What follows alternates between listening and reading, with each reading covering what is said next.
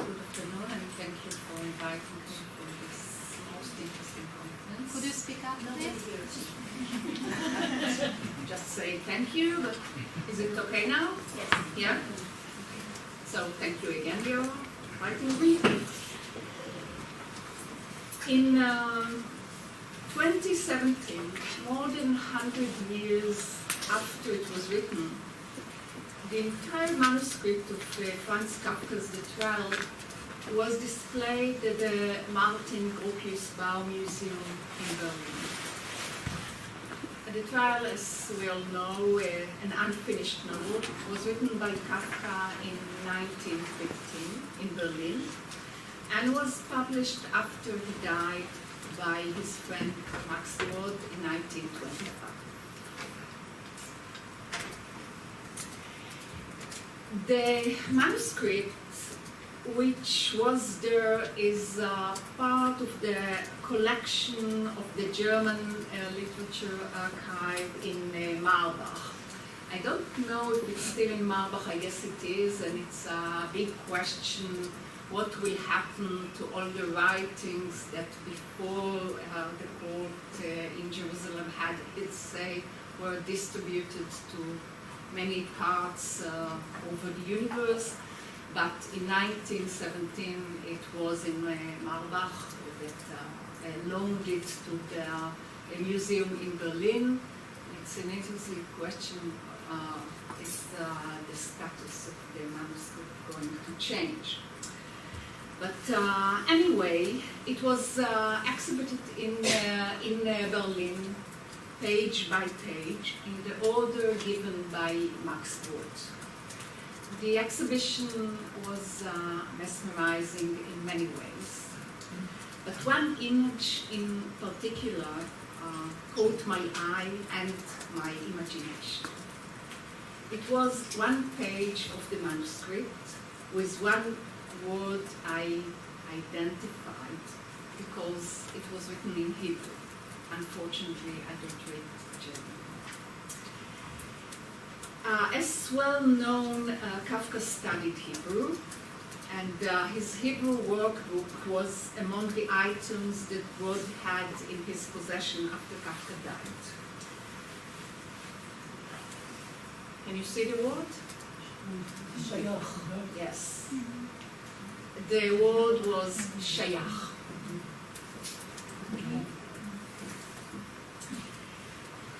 I do not know which of the several meanings of the Hebrew word Kafka meant when writing it, and if he meant only one. After consulting a few German speakers, they tend to think that the meaning he intended is gehört zu, belongs to, owned by. Be that as it may, the image of this isolated, carefully punctuated word was captivating. It sparked some of the notions that pertain to belonging, owning, and law that I propose here. I will start with Brod's eminent dilemma: to publish or not to publish, to burn or to preserve. Famously, as we heard here from Lily, after Kafka died, Max Brod, his best friend and greatest admirer, perhaps accidentally, perhaps not, found two notes, or came about two notes written by Kafka. One of them instructed Brod to burn everything that was left by Kafka to the last page. The second note, at least Brod believed it to be the second, specified a list of writings that should not be burned. Brod, in strict violation of such instruction, kept everything, including the two notes, and actually he made a grand story out of it. Actually, this evolved into one of the most famous stories of literary history, and it still occupies the imagination of many. Just last week, a review was published in Haaretz, in the Haaretz Literary Supplement, a review which critiqued a new novel by an Israeli writer, Yitzhak Rubin. He's also a filmmaker, he makes documentaries. The new novel by Rubin is titled The Man Who Did Not Burn Kafka. The novel fiction which attempts to present authenticities. In the novel, Brod relates his emotional deliberation in regard to his action.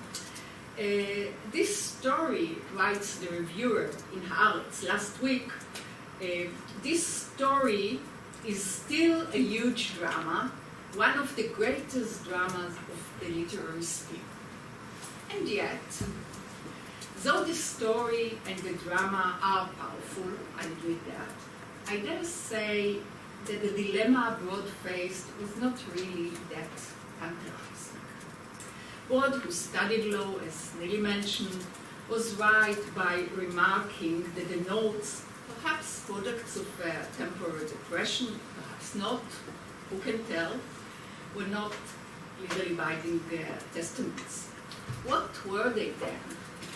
In my eyes, a poetic articulation, a strand within a wide and extremely extensive net of articulations produced by Kafka.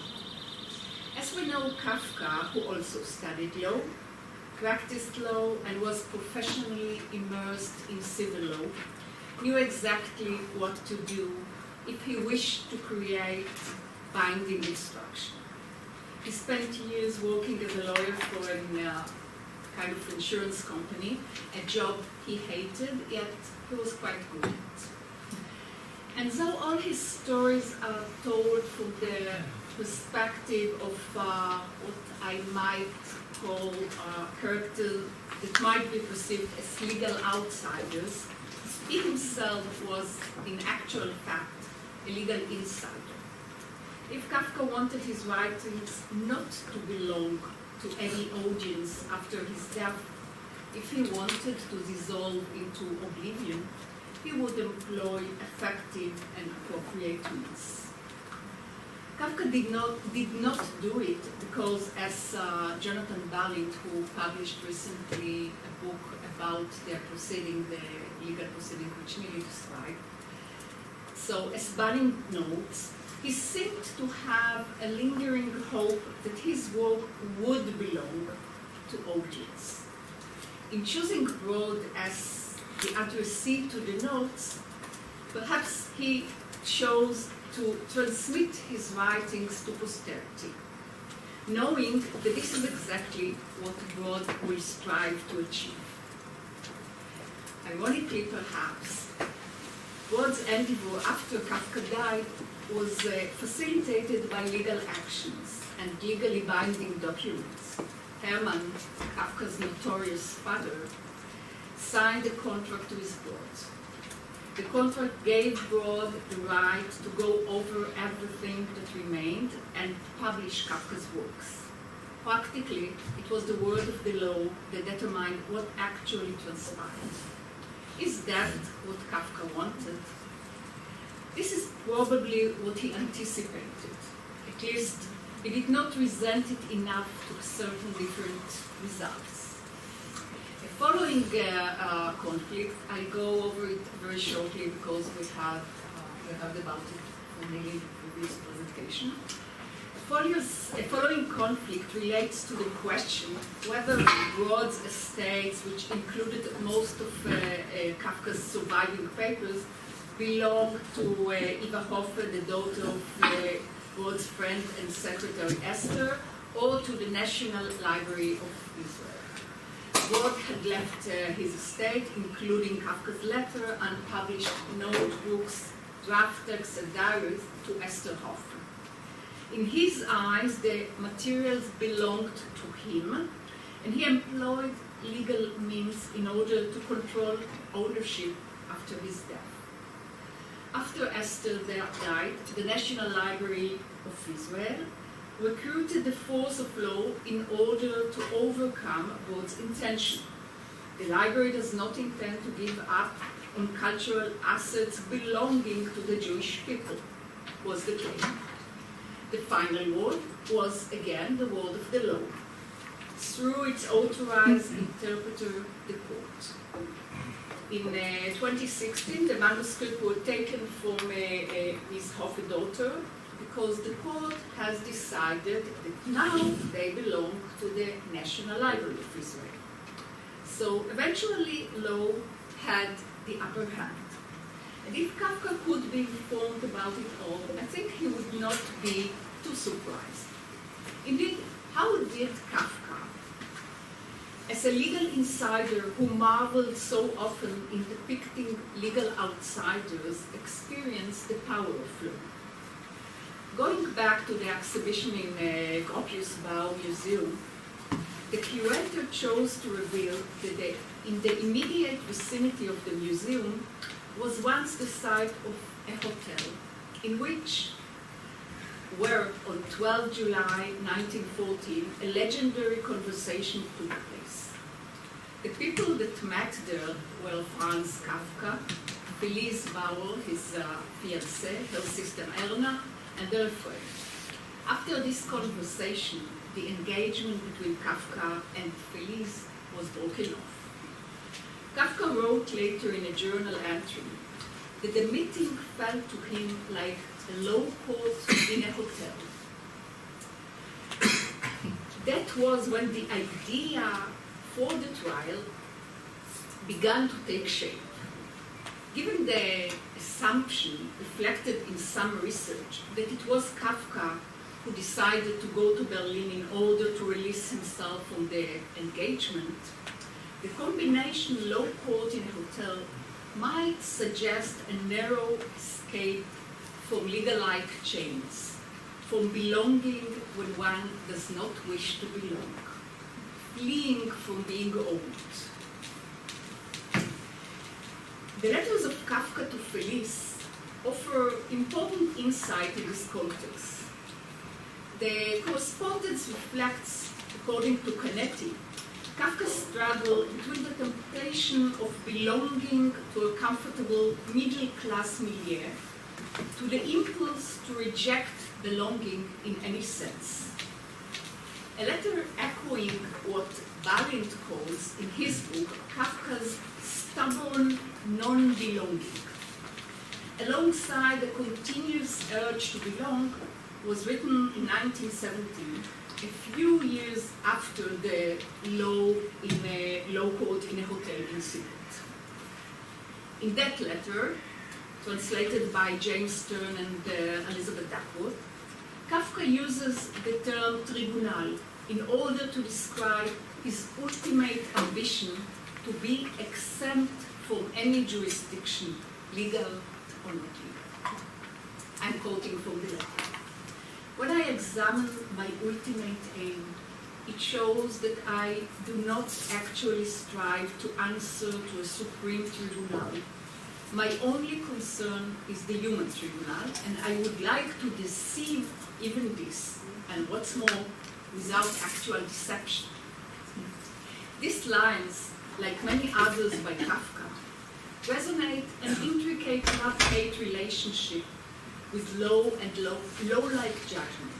Like many characters he made up, Kafka himself was perpetually drawn to the notion of law while finding it despairingly failing. I trace here one of the most powerful manifestations of what I name the literature alongside law paradigm. This paradigm recognizes the inevitable failure of law, which the artistic expression exposes. It presents the arbitrary, delusionary basis of the legal project, and its incapacity to surpass mistake and imminent failures. Yet, often, the same artistic expression rebound hope. The hope is constituted by the impossibility of not writing about law. Writers, Kafka once wrote to Max Brod, live beset by several impossibilities. Among them, the impossibility of not writing at all. Kafka referred to Jewish writers. But perhaps you would agree that the impossibility of not writing at all typifies all real writers. For them, writing is unavoidable, and writing unavoidably produces hope. Literature, then, distances us from proclaiming that law can purify and save us. Yet the literary imagination never gives up hope of understanding, seeing, exposing, arranging, putting things right, and never gives up hoping that all this can be done with words. In another letter to Felice, an earlier one, written in 1913, Kafka wrote, "What is clear within is bound to become so in words as well. One, at the side of words, may often worry about oneself. In my reading, Kafka's words keep maintaining our capacity to worry about ourselves, as well as the hope to put things right. Eventually, the only instrument that can save us is words. Employing words can address the failure of law, even its malevolence. Metamorphosing despair into poetic articulation means nurturing hope. Hope to be heard, hope to be apparent, hope to exist, and hope to be noticed by as many as possible. Hope to belong. That is why Kafka could not really choose obscurity or physical distraction of his writing. He chose to belong, להיות שייך. Writing to an audience, in particular a future audience, is the utmost belonging, and it is deciding to hope while rejecting the option of not hoping. It is deciding that words matter, that poetics, the way words are presented, matters, and that at the side of words about law, we may often worry about law. But the same words may instill the hope that law, like other great human endeavors, may transcend its failures. That is why, in the end, it hardly matters where Kafka's relics reside or who owns them. What matters is the impossibility of not hoping that Kafka left us by opting to belong.